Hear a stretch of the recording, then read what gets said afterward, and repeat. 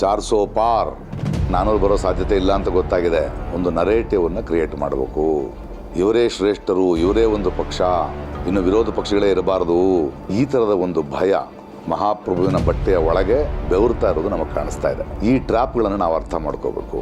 ಒಬ್ಬ ಪ್ರಧಾನಮಂತ್ರಿ, ಒಬ್ಬ ರಾಷ್ಟ್ರೀಯ ನಾಯಕ ಅಂತ ಕರೆಸ್ಕೊಳ್ಳೋರು ನಮ್ಮ ದೇಶನೇ ಅಷ್ಟೇ ಅಲ್ಲ, ಇಡೀ ಪ್ರಪಂಚ ತಲೆ ತಗ್ಗಿಸುವಂತಹ ಒಂದು ಕೀಳು ಮಟ್ಟಕ್ಕಿಳಿದು ಮಾತಾಡ್ತಾ ಇದ್ದಾರೆ. ಇದು ಅವರ ಹೆದರಿಕೆ, ಇದು ಅವರ ನಡುಕ.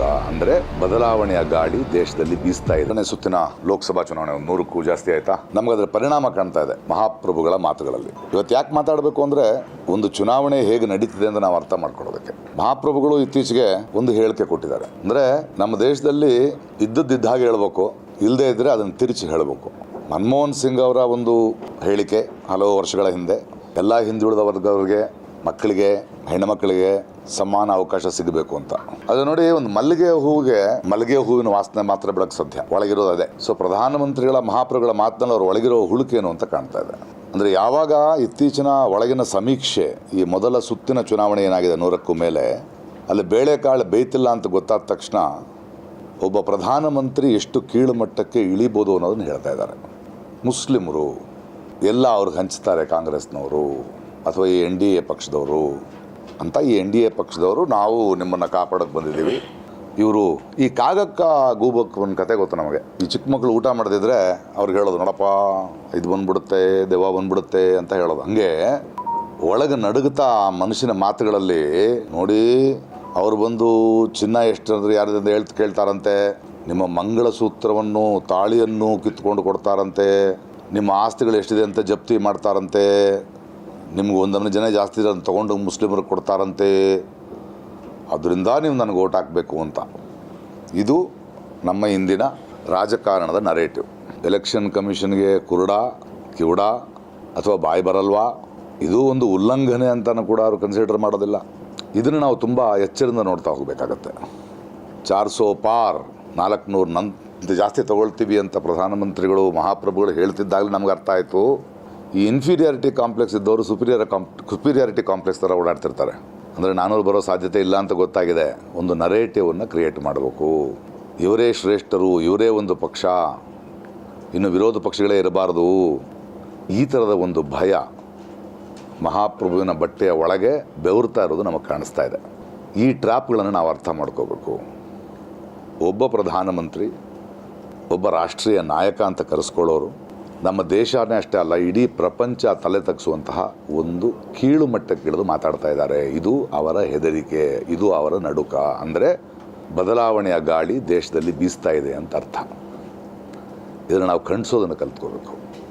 ನೋಡಿ, ಇನ್ನೂ ಎಲೆಕ್ಷನ್ ಶುರುವಾಗಿಲ್ಲ. ಮೊನ್ನೆ ಅದು ಸೂರತ್ನಲ್ಲಿ ಮೊದಲನೇ ಕ್ಯಾಂಡಿಡೇಟು ಗೆದ್ದಾಯ್ತಂತೆ. ಅಂದರೆ ಒಂದು ಕಾಂಗ್ರೆಸ್ ಪಕ್ಷದ ಒಂದು ಅರ್ಜಿಯಲ್ಲಿ ಏನೋ ತಪ್ಪಿದೆ ಅಂತ ಹೇಳಿ ಅದನ್ನು ಡಿಬಾರ್ ಮಾಡಿದ ತಕ್ಷಣ ಇನ್ನು ಉಳಿದಿರೋದು ಇವ್ರಿಗೆ ಯಾವುದೇ ರೀತಿಯ ಪೈಪೋಟಿ ಇಲ್ಲ ಅಂತ ರಾತ್ರೋರಾತ್ರಿ ಮಿಕ್ಕ 6 ಜನನೂ ಹಿಂದೆ ತಗೊಳ್ತಾರೆ. ಅಂದರೆ ದೇಶ, ಒಂದು ಭಾಷೆ, ಒಂದು ಪಕ್ಷ, ಒಂದು ಧರ್ಮ, ಚುನಾವಣೆ ಇಲ್ಲ ಅನ್ನೋ ಕಡೆ ಹೋಗ್ತಾ ಇದೆ ಅಂತ ಅರ್ಥ ಮಾಡ್ಕೋಬೇಕು. ಏನಾಗ್ತಿದೆ ಈ ದೇಶದಲ್ಲಿ ಅಂದರೆ, ನಾವು ಹೀಗೆ ಹೋಗ್ತೀವಾ, ಈ ಮಹಾಪ್ರಭುವನ್ನು ನಾವು ಒಪ್ಕೊಳ್ತೀವ. ಮೊನ್ನೆ ತಿರುವನಂತಪುರಕ್ಕೆ ಹೋಗಿದ್ದೆ ನಾನು, ಟ್ರಿವಾಂಡ್ರಮ್ಗೆ. ನಮ್ಮಲ್ಲಿ ಒಬ್ಬ ರಾಜ್ಯಸಭಾ 3 ಸಲ ಆಯ್ದ MP ಚಂದ್ರಶೇಖರ್ ಇದ್ದಾರೆ. ಕರ್ನಾಟಕವನ್ನು 18 ವರ್ಷಗಳ ಕಾಲ 3 ಸಲ ಪ್ರತಿನಿಧಿಸಿದವರು, ಕರ್ನಾಟಕದ ಕೋಟದಲ್ಲಿ ರಾಜ್ಯಸಭೆ ತೊಗೊಂಡವರು. ಇಲ್ಲಿ ಯಾಕೆ ನಿಂತಿಲ್ಲ ಅಂತ ಕೇಳಕ್ಕೆ ಹೋಗಿದ್ದೆ. ಇಲ್ಲೇನೂ ಮಾಡಿಲ್ವಲ್ಲ 18 ವರ್ಷ ಇದ್ದು. ಅಲ್ಲಿ ಸುಳ್ಳು ಹೇಳ್ಕೊಂಡು ಕೂತಿದ್ದಾರೆ. ಅಲ್ಲಿ ಅಫಿಡವಿಟ್ ರಿಲೀಸ್ ಮಾಡಿದ್ದಾರೆ ಅವ್ರ ಆಸ್ತಿ ಎಷ್ಟು ಅಂತ. ಅಂದರೆ ಒಂದು ಸುದ್ದಿವಾಹಿನಿಯ, ಒಂದು ಚಾನೆಲ್ನ ಓನರು, ಹಲವಾರು ಕಂಪನಿಗಳ ಮಾಲೀಕ, ಅವರು ವರ್ಷದಲ್ಲಿ ಕಟ್ಟೋ ಟ್ಯಾಕ್ಸು 600 ರೂಪಾಯಿ ಚಿಲ್ಲರೆ ಅಂತೆ. ಅಂದರೆ ನನಗಿಂತ ಬಡವರು, ಆದರೆ ನನಗಿಂತ ಬಡವರು ಇವರು. ನಾವು ಕರ್ನಾಟಕದ ಜನತೆ ಯೋಚನೆ ಮಾಡಬೇಕಾಗಿದೆ ಈ ನಿಟ್ಟಿನಲ್ಲಿ. ಮಹಾಪ್ರಭುಗಳು ಓಡಾಡ್ತಿದ್ದಾರಲ್ಲ, ಅವರು ಯಾವ ಥರದ ಪ್ರತಿನಿಧಿಗಳನ್ನ ಆರಿಸ್ಕೊಳ್ತಿದ್ದಾರೆ ಅಂತ. ನಾವು ಕರ್ನಾಟಕದಿಂದ 27 ಜನರನ್ನು ಕಳಿಸಿದ್ವಿ ಪ್ರತಿನಿಧಿಗಳನ್ನ, ಆ ಪಕ್ಷದ ಹೆಸರಲ್ಲಿ ನಮ್ಮ ಪ್ರತಿನಿಧಿಗಳು ಅಂದ್ಕೊಂಡು. ಅದಲ್ಲದೆ ಯೂನಿಯನ್ ಮಿನಿಸ್ಟರ್ ಆಗಿ, ರಾಜ್ಯಸಭಾ ಪ್ರತಿನಿಧಿಯಾಗಿ ಇವರನ್ನು ಕಳಿಸಿದ್ವಿ. ಈ ದೇಶದ ಫೈನಾನ್ಸ್ ಮಿನಿಸ್ಟರ್ ಕೂಡ ಪ್ರತಿನಿಧಿಸ್ತಿರೋದು ಕರ್ನಾಟಕದಿಂದ. ಆದರೆ ಇವರು ನಿಜವಾಗಲೂ ಕರ್ನಾಟಕವನ್ನು ಪ್ರತಿನಿಧಿಸಿದ್ದಾರೆಯೇ ಈ 5 ವರ್ಷಗಳಲ್ಲಿ ಅಂತ ನಾವು ಪ್ರಶ್ನೆ ಕೇಳ್ಕೋಬೇಕಾಗಿದೆ. ಯಾಕಂದರೆ ಮಹಾಪ್ರಭುಗಳಿಗೆ ಅವರ ದೆಹಲಿಯ ಆಸ್ಥಾನದಲ್ಲಿ ಯಾವುದೇ ರಾಜ್ಯದ ಪ್ರತಿನಿಧಿಗಳ ಅವಶ್ಯಕತೆ ಇಲ್ಲ. ಅವರನ್ನು ಹೊಗಳು ಭಟ್ಟರ ವಿದೂಷಕರ ಅವಶ್ಯಕತೆ ಇದೆ. ಕರ್ನಾಟಕದ ಜನತೆ ನಾವು ಅರ್ಥ ಮಾಡ್ಕೊಳ್ಬೇಕಾಗಿರೋದು, ಮೊದಲು ಒಬ್ಬ MP ಅಂದರೆ ಯಾರು? ಭಾರತದಂತಹ ಮದರ್ ಆಫ್ ಡೆಮಾಕ್ರಸಿ, ಬಿಗ್ಗೆಸ್ಟ್ ಡೆಮಾಕ್ರಸಿನಲ್ಲಿ 500ಕ್ಕೂ ಹೆಚ್ಚು MP ಆರಿಸ್ತೀವಿ ನಾವು, ನಮ್ಮ ಪ್ರತಿನಿಧಿಗಳನ್ನು. ಅವ್ರ ಕೆಲಸ ಏನು? ಭಾರತ ದೇಶದ ಭವಿಷ್ಯವನ್ನು ರೂಪಿಸುವ, ಭಾರತ ದೇಶದ ಎಲ್ಲ ಪ್ರದೇಶಗಳ ಪ್ರತಿನಿಧಿಗಳಾಗಿ ಆಯಾ ಪ್ರದೇಶಕ್ಕೆ ಬೇಕಾದ ಸವಲತ್ತುಗಳನ್ನು, ಕಾನೂನುಗಳನ್ನು ರೂಪಿಸುವ ಒಂದು ಪಾರ್ಲಿಮೆಂಟ್ ಅದು. ಆದರೆ ಎಲ್ಲಿ ನೋಡಿದ್ರಲ್ಲಿ ಮಹಾಪ್ರಭುಗಳು ನನ್ನ ಮುಖ ನೋಡಿ, ನನ್ನ ಮೂತಿ ನೋಡ್ಕೊಂಡು ಓಟ್ ಹಾಕಿ ಅಂದಾಗ ನಾವು ಕಳಿಸ್ತಿರೋದು ಯಾರನ್ನ? ಪ್ರತಿಯೊಂದು ನಿಯೋಜಕ ವರ್ಗದಲ್ಲಿ ಲಕ್ಷಾಂತರ ಓಟುಗಳಿಂದ ಆಯ್ಕೆಯಾಗಿ ಅಲ್ಲಿ ಮಹಾಪ್ರಭುವಿನ ಆಸ್ಥಾನದಲ್ಲಿ ಮಹಾಪ್ರಭುವನ್ನು ಹೊಗಳುವ ಒಂದು ಓಟಾಗಿ ಪರಿವರ್ತನೆಯಾಗುತ್ತಿರುವ ವಿದೂಷಕರನ್ನು ಮಾತ್ರ ಆರಿಸುತ್ತಿದ್ದೇವೆ. 5 ವರ್ಷಗಳಿಂದ ಈ 27 ಪ್ರತಿನಿಧಿಗಳು ಒಬ್ಬ ಫೈನಾನ್ಸ್ ಮಿನಿಸ್ಟ್ರು ಕರ್ನಾಟಕ ಕೊಟ್ಟಿದ್ದೇನು? ನಾವು ಕೇಳಬೇಕಾಗಿರೋದು, ನಮ್ಮ ಬರ ಪರಿಹಾರ ಇರ್ಬೋದು, ನಮ್ಮ ಟ್ಯಾಕ್ಸ್ ಇರ್ಬೋದು, ಅದು ವಾಪಸ್ ನಮಗೆ ಕೊಡಬೇಕು ಅಂತ ಯಾಕೆ ಹೇಳಲಿಲ್ಲ ಇವರು? ಅದ್ರ ಬಗ್ಗೆ ಯಾಕೆ ಮಾತಾಡಲಿಲ್ಲ ಇವರು? ಇಲ್ಲಿಂದ ಪ್ರತಿನಿಧಿಗಳಾಗಿ ನಮಗೆ ಹೆಂಗೆ ದ್ರೋಹ ಮಾಡಿದ್ರು ಇವರು? ಇವತ್ತು ನೋಡಿ, ಮಹಾಪ್ರತಿನಿಧಿಗಳ ಪ್ರಭುಗಳ ಆಸ್ಥಾನಕ್ಕೆ ಎಂತೆಂಥವರು ಬೇರೆ ಬೇರೆ ಕಡೆಯಿಂದ ಭಾರತ ದೇಶದಲ್ಲಿ ಪ್ರತಿನಿಧಿಗಳು ಅಂತ ಅವರು ಕ್ಯಾಂಡಿಡೇಟ್ಸ್ ಇದ್ದಾರೆ ಅಂತ ನೋಡಿ. ಸುಮ್ಮನೆ ಯೋಚನೆ ಮಾಡಿ ನೋಡಿ, ಒಬ್ಬ ನಟಿಮಣಿ, ಆಕೆಯ ಜನರಲ್ ನಾಲೆಜ್ ಎಷ್ಟಿದೆ ಅಂದರೆ, ಭಾರತದ ಮೊದಲ ಪ್ರಧಾನಿ ಸುಭಾಷ್ ಚಂದ್ರ ಬೋಸು, ಭಾರತಕ್ಕೆ ಮೊದಲು ಸ್ವತಂತ್ರ ಬಂದಿದ್ದೇ 2014ರಲ್ಲಿ, ಅದು ಮಹಾಪ್ರಭುಗಳಿಂದ. ಈ ಥರ ಮಾತಾಡುವ ಒಂದು ಪ್ರತಿನಿಧಿ ನಮ್ಮ ಭಾರತದ ಭವಿಷ್ಯವನ್ನು ರೂಪಿಸುವಂತಹ ಒಂದು ವಿಷಯವನ್ನು ಪಾರ್ಲಿಮೆಂಟ್ನಲ್ಲಿ ಮಾತಾಡೋಕ್ಕೆ ಸಾಧ್ಯನೇ? ಹೇಮಾ ಮಾಲಿನಿ ಅಂತ ಒಬ್ಬ ಹಿರಿಯ ನಟಿ ಮೊನ್ನೆ ಮತ್ತೆ ನಿಲ್ಲಿಸಿದ್ದಾರೆ ಈ ಮಹಾಪ್ರಭುಗಳ ಆಸ್ಥಾನಕ್ಕೆ ಬರಬೇಕು ಇನ್ನೊಬ್ಬರು ವಿದೂಷಕರು ಅಂತ. ಏನಮ್ಮ ಮಾಡಿದ್ವಿ 5 ವರ್ಷದಿಂದ? ನಾನು ಸ್ವಲ್ಪ ರೋಡ್ ಹಾಕಿದ್ದೀನಿ, ಏನಮ್ಮ ಮಾಡಿದ್ದೀನಿ ನಂಗೆ ನೆನಪಿಲ್ಲ. ಅಲ್ಲ, ನಿಮ್ಮ ಪ್ರದೇಶಗಳಲ್ಲಿ ಕೆಲವು ಕಡೆ ಕೋತಿಗಳ ಕಾಟ ಜಾಸ್ತಿ ಇದೆ ಅಂದರೆ ಅದಕ್ಕೆ ನಮಗೆ ಪರಿಹಾರ ಇದೆ, ಕಾಡುಗಳಲ್ಲಿ ಹಣ್ಣು ಮರಗಳನ್ನು ಬೆಳೆಸೋದು. ಈ ಥರದ ಒಂದು ಆಲೋಚನೆ ಇರುವ ಒಂದು ಪ್ರತಿನಿಧಿಯನ್ನು ಮಹಾಪ್ರಭುಗಳ ಆಸ್ಥಾನಕ್ಕೆ ಕರ್ಕೊಳ್ತಿದ್ರೆ ಅವರು ನಮ್ಮ ದೇಶದ ಬಗ್ಗೆ ಯೋಚನೆ ಮಾಡ್ತಾರೆಯೇ? ನಮ್ಮ ದೇಶದ ಬಡವರ ಬಗ್ಗೆ ಯೋಚನೆ ಮಾಡ್ತಾರೆಯೇ? ನಮ್ಮ ಮಕ್ಕಳ ಮುಂದಿನ ಶಿಕ್ಷಣದ ಬಗ್ಗೆ ಯೋಚನೆ ಮಾಡ್ತಾರೆ? ನಮ್ಮ ಬಡವರ ಆರೋಗ್ಯದ ಬಗ್ಗೆ ಯೋಚನೆ ಮಾಡ್ತಾರೆಯೇ? ಹೋದ ಸಲ ಒಬ್ಬ ಕ್ರಿಕೆಟ್ ಆಡೋನು, ಅವನನ್ನು ಗೆಲ್ಲಿಸ್ಕೊಳ್ಳೋದು, ಅವನು ಬರೀ ಕಾಮೆಂಟ್ರಿ IPLನಲ್ಲಿ ಇರ್ತಾನೆ, ಏನೂ ಕೆಲಸ ಮಾಡೋಕ್ಕೆ ಬೇಕಾಗಿಲ್ಲ. ಈ ಸಲ ಇಲ್ಲ, ಇನ್ನೊಬ್ಬರನ್ನ ಹಾಕ್ಕೊಳ್ತೀವಿ. ಇನ್ನೊಬ್ಬರು ನಿಂತಿದ್ದಾರೆ. ನಾವು ಸಣ್ಣ ವಯಸ್ಸಿನಲ್ಲಿ ಟೆಲಿವಿಷನ್ಸ್ನಲ್ಲಿ ರಾಮಂದೊಂದು ಬರ್ತಿತ್ತಲ್ಲ, ರಾಮಾಯಣ, ಅದರ ನಟ. ಅಲ್ಲಪ್ಪ, ನೀನೊಬ್ಬ ಆ್ಯಕ್ಟ್ರು, ರಾಮನಾಗಿ ಪಾತ್ರ ಮಾಡಿದೀಯಾ, ಈಗ ನಿಂತ್ಕೊಂಡಿದೆಯಲ್ಲ ಅಂದರೆ, ರಾಜಕಾರಣ ಏನು ಹೋಗ್ತಾ ನನಗೆ ಅರ್ಥ ಆಗುತ್ತೆ ಅಂತ. ಅಂದರೆ ಭಾರತ ದೇಶದ ಪಾರ್ಲಿಮೆಂಟ್ ಒಳಗೆ ಮಹಾಪ್ರಭುಗಳ ಆಸ್ಥಾನದಲ್ಲಿ ಅವರು ಮುಖ ನೋಡಿಕೊಂಡು ನೀವು ಆರಿಸಬೇಕಾದವರು ಇಂಥವ್ರನ್ನ ಅಂತ ಹೇಳ್ತಾ ಇದ್ದಾರೆ. ಕೊನೆಗೆ ಮಹಾಪ್ರಭುಗಳು ಎಲ್ಲಿ ತನಕ ಬಂದಿದ್ದಾರೆ ಅಂದರೆ, ದಿಲ್ಲಿಯ ಮಹಾಪ್ರಭುವಿನ ಆಸ್ಥಾನಕ್ಕೆ ಮೈಸೂರಿನ ಅರಮನೆಯ ಮಹಾರಾಜರನ್ನು ಕೂಡ ವಿದೂಷಕರನ್ನಾಗುವ ಪ್ರಯತ್ನ ಮಾಡ್ತಾ ಇದ್ದಾರೆ. ಅಫಿಡವಿಟ್ಗಳ ಸುಳ್ಳುಗಳು ನೋಡಿ. ಮೈಸೂರಿನ ಮಹಾರಾಜರ ಅಫಿಡವಿಟ್ನಲ್ಲಿ, ಎಲೆಕ್ಷನ್ ಅಫಿಡವಿಟ್ನಲ್ಲಿ ನಿಮ್ಮದು ಆಸ್ತಿ ಎಷ್ಟಿದೆ ಅಂತ ನಿಜ ಹೇಳ್ಬೇಕು. ಏನು ಹೇಳ್ತಾರವರು? ಅದನ್ನು ನೀವು ನಂಬ್ತೀರಾ? ಕಾನೂನು ಪ್ರಕಾರ ಹೇಳ್ತಾರಂತೆ, ಕರೆಕ್ಟಾಗಿದ್ದಾರಂತೆ, ಅವ್ರ ಹೆಸರಿನಲ್ಲಿಲ್ಲ ಅಂತ. ಅಂದರೆ ಅವ್ರಿಗೊಂದು ಕೇವಲ ಒಂದು 6-7 ಕೋಟಿ ದುಡ್ಡಿದೆಯಂತೆ, ಅವ್ರ ಆಸ್ತಿ ಇದೆಯಂತೆ. ಅವ್ರ ಹತ್ರ 1,75,000 80,000 ರೂಪಾಯಿನ ಕ್ಯಾಶ್ ಅಷ್ಟೇ ಇದೆಯಂತೆ. ಅವರ ಶ್ರೀಮಂತಿಯವ್ರ ಹತ್ರ ಒಂದು 75,000 ಇದೆಯಂತೆ, ಮಗನ ಹತ್ರ 5,000 ಇದೆಯಂತೆ, ಸ್ವಂತ ಕಾರಿಲ್ಲಂತೆ.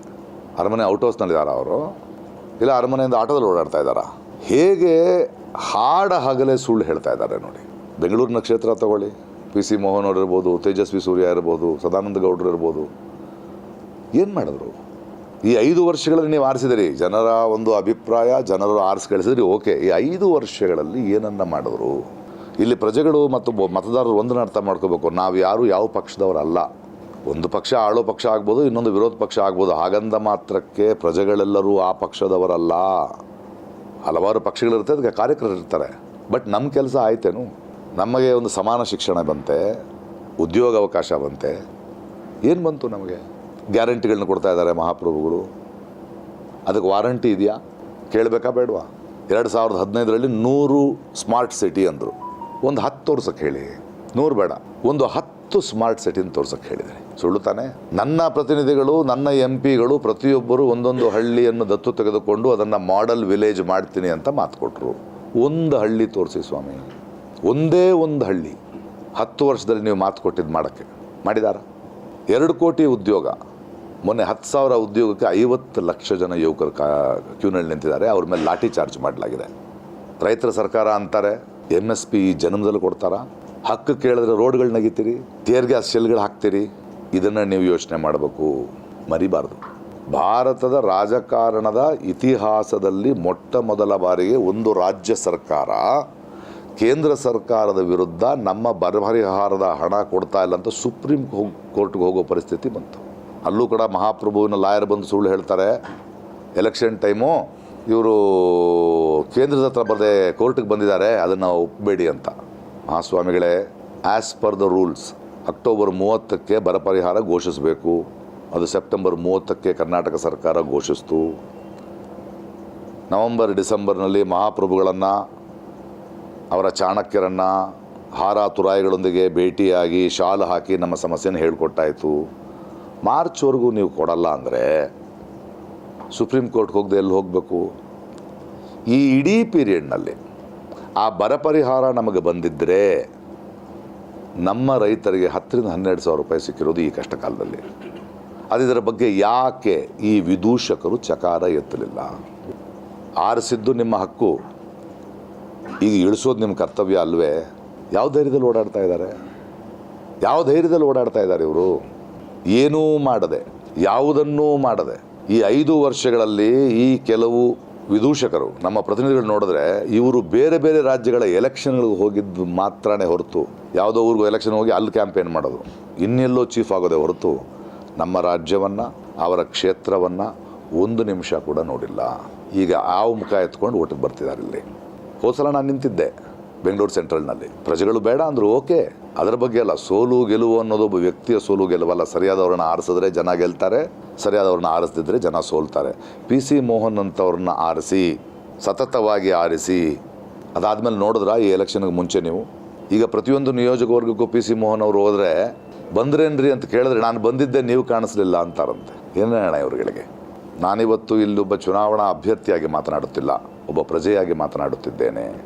ತೇಜಸ್ವಿ ಸೂರ್ಯ ಇರ್ಬೋದು, ಅವರುಗಳ ದ್ವೇಷದ ಭಾಷಣಗಳು ನೋಡ್ಬೋದು.